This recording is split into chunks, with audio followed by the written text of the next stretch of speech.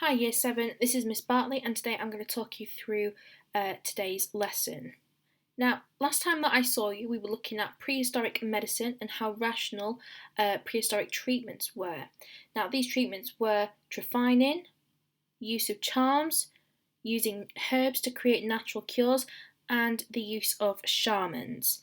Now, what I would like you to do for the first 5 minutes of this lesson is to summarise the main advantages and disadvantages of using these treatments. Now, what I mean by advantages and disadvantages are the good and bad points. So, advantages are the good points, and disadvantages are the bad points of these treatments. So, on either a piece of paper or on your Word document, either is absolutely fine. I want you to have a think about what these advantages and disadvantages are.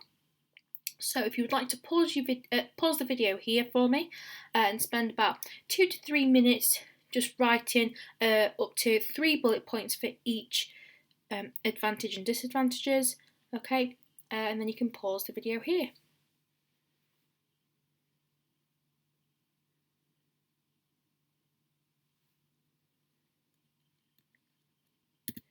Okay, so here is what I've got for the advantages and disadvantages.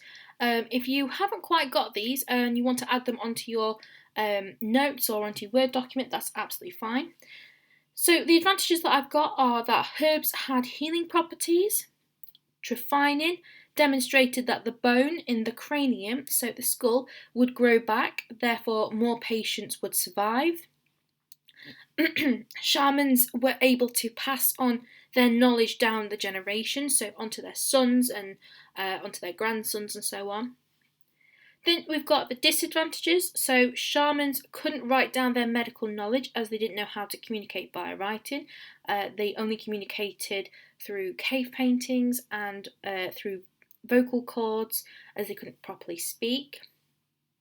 Another disadvantage is that they would contact spirits, but that didn't necessarily cure any illnesses. It was just based on superstition, and we have no scientific proof that spirits were able to cure any of these illnesses. And then a third and final disadvantage that we've got is that the prehistoric societies were typically nomadic, meaning that they would move around quite a lot, so every several months or so, and they wouldn't be able to settle down, and therefore specific herbs that they found to be quite useful to administer might not have been available for shamans to use or administer to their patients. So today's lesson, your title is going to be How Could a Mummy Help You Become a Doctor? And our learning outcomes are going to be to be able to explain to what extent did education improve medicine in Egypt.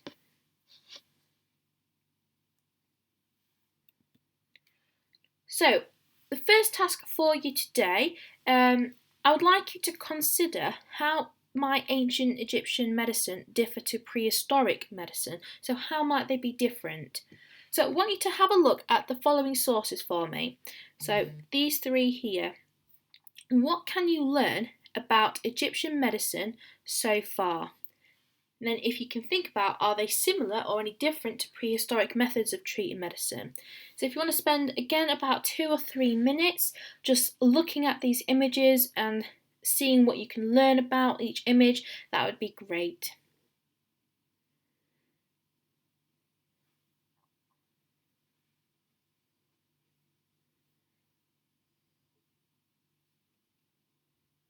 Okay, so let's have a look at this first image here. So we can clearly see that, to begin with, it's very different to prehistoric medicine. First of all, it looks as though that the Egyptians have settled down because they've got a structured building with a door there, and it looks like a nice concrete wall. We can see that multiple people are treating here a young child. We've got somebody who is administering some medicine. An individual down here is what looks to be like grinding up some medicine, ready to administer more to the child. We can also see that there is some sort of scroll or scripture, and that could indicate to us that they've got the medicine written down on paper, meaning that they can reuse this medicine over and over again. On the second image, it looks as though we've got some sort of surgical tool being used on this papyrus paper, and it's been recorded down. Not entirely sure what sort of surgery they would have performed, but it looks as though it's a little bit more refined with the tool itself, rather than just using a rock like the prehistorics had to bash it on your head and create a big hole.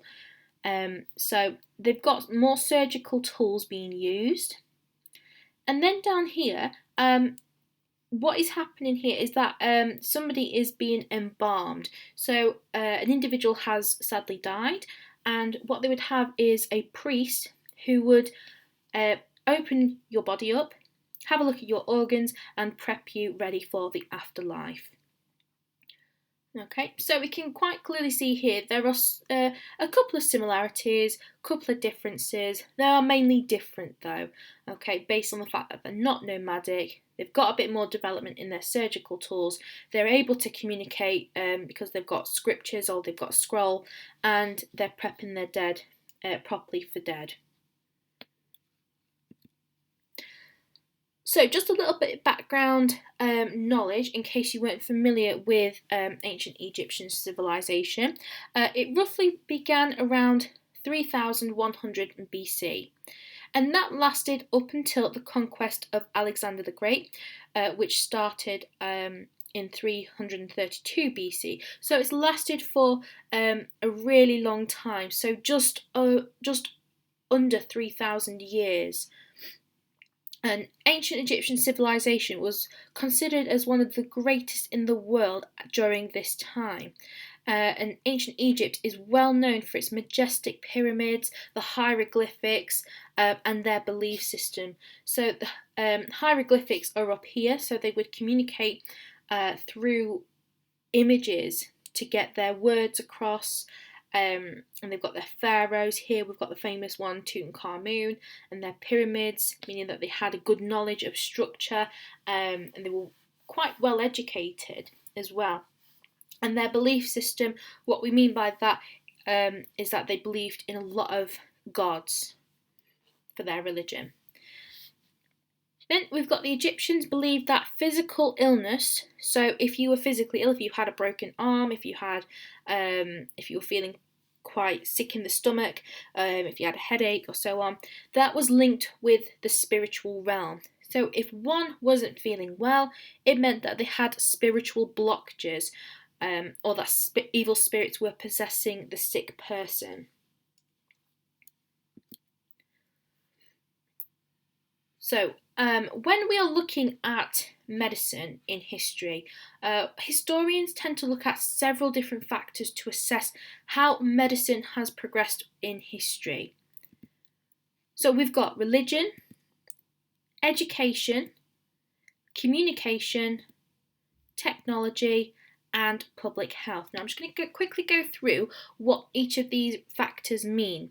So for religion, that's just assessing how much the belief in gods or spirits influence medical treatment or causes of illness. So how much did religion make up medicine? That's essentially what that means, right? How much was it involved?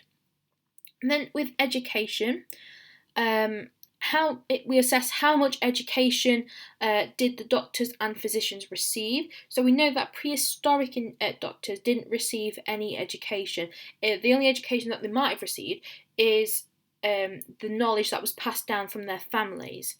Okay.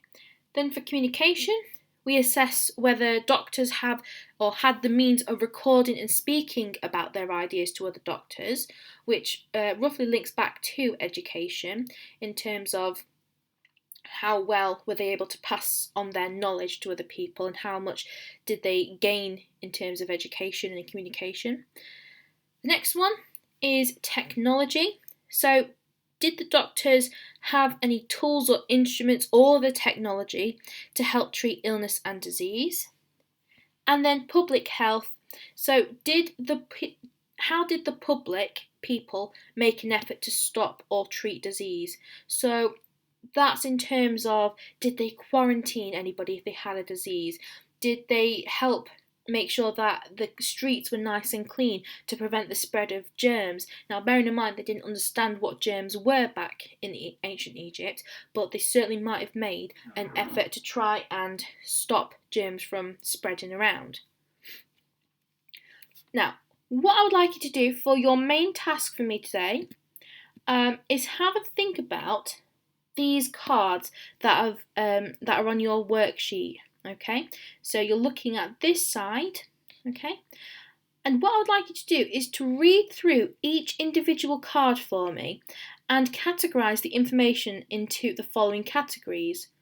So we've got religion, education, communication, public health and technology. Okay, so you can either print off this sheet, you can make notes down on your notebook or piece of paper, or you can download this worksheet and highlight it with the highlighter tool. So I would expect that to take around about 15 minutes for you to complete, because it's quite a lot of information to take in, and what I want you to do is to use this criteria of what each factor assesses and see if that matches up to each of these information cards. Okay, then once you've done that, I would like you to think about how significant each of these factors were in terms of improving Egyptian medicine. So it's a little similar to our significant lesson which we did a couple of weeks ago. So you're just assessing how important each one was. So for example, if we've got technology, okay, if you think that it is quite important or quite significant, you would put a star up here. So make a nice little cross there.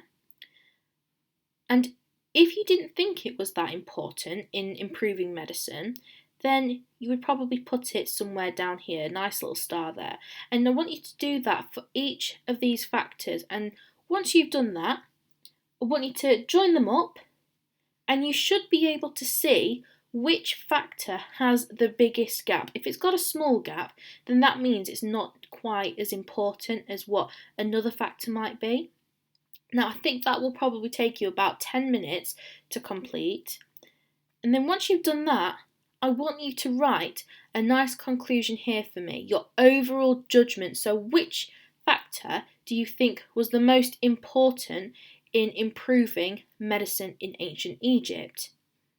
Okay, so that should roughly take you about 25 minutes to half an hour to complete. Okay, it might even take you longer than that, which is absolutely fine.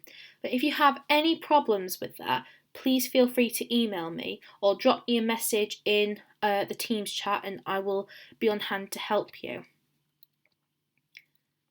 So if you want to pause the video here for me and complete that sheet for me, you can do so here. So take about 25 to 30 minutes to start with, see how far you get on, and then if you need a little bit longer, continue just working through that worksheet for me. Okay?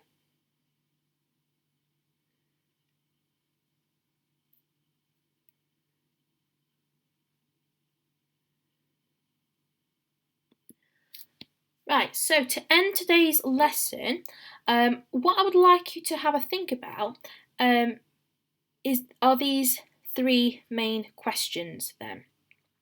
So in nice full sentences, so thinking about your punctuation as well, and your grammar and your spelling, please, I want you to have a think about which factor did you think was the most important in improving medicine?